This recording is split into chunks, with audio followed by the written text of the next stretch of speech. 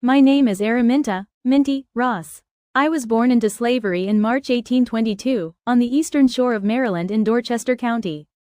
My parents were Harriet, Green Ross and Benjamin Ross, and I was one of 9 children. From an early age, I was hired out to work for other families, trapping muskrats, weaving, and caring for children as a nurse. Life in slavery was harsh. I endured many punishments, but one injury marked me for life. An overseer, in a fit of rage, threw a heavy metal weight intending to hit another enslaved person, but it struck me in the head instead. From that day forward, I suffered from dizzy spells, searing pain, and sudden bouts of deep sleep, what some would now call hypersomnia. But I never let it stop me. After I married John Tubman, a free black man, I took his surname and changed my name to Harriet. On September 17, 1849, I escaped from slavery and found freedom.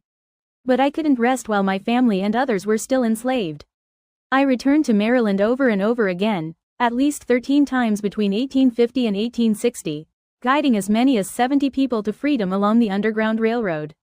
I became known as its most famous conductor. When the Civil War broke out, I served the Union Army as a cook and nurse, but I also worked as an armed scout and spy.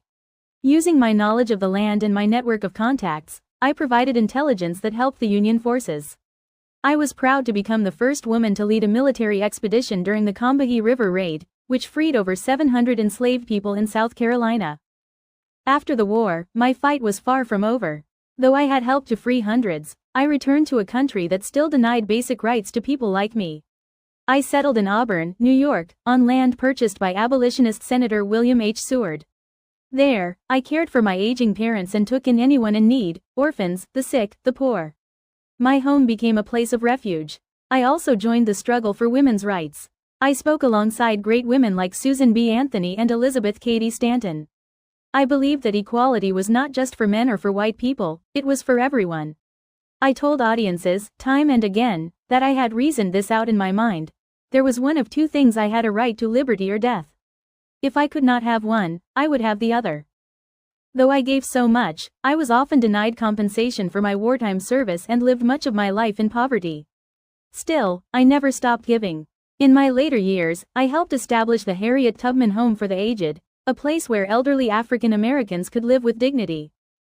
Today, they call me a hero, but I was only doing what I felt was right. I saw a better future, and I walked toward it, again and again, never alone, but always leading others out of darkness and into light.